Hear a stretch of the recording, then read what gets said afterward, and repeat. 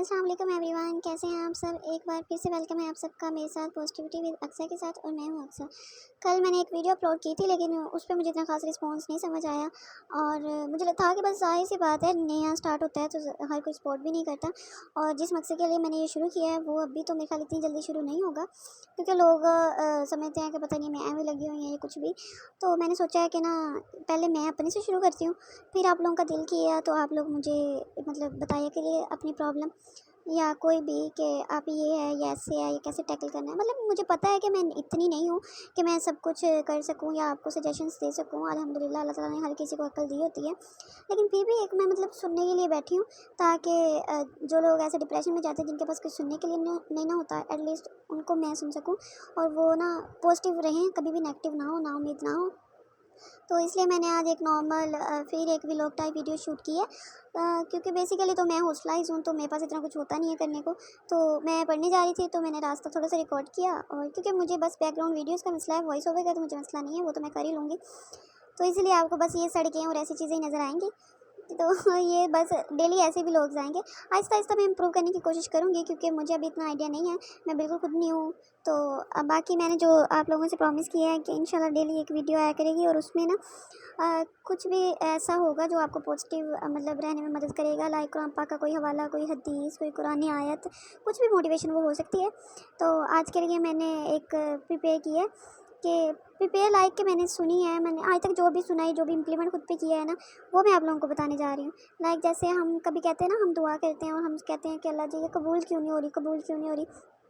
तो उसके पीछे भी ना कोई मसलहत होती है जो हमें समझ नहीं आती। लाइक अगर हम दुआ करते हैं तो वो कई दफ़ा तो ये भी अल्लाह ताला ने कुरान पाक में कहा है कि मेरा बंदा जब मेरे आगे हाथ उठाता है और मैं उसकी दुआ कबूल ना करूँ तो मुझे मतलब शर्म आती है कि मेरे बंदे ने मेरे आगे झोली पिलाई है और मैं उसे वापस लौटा दूँ।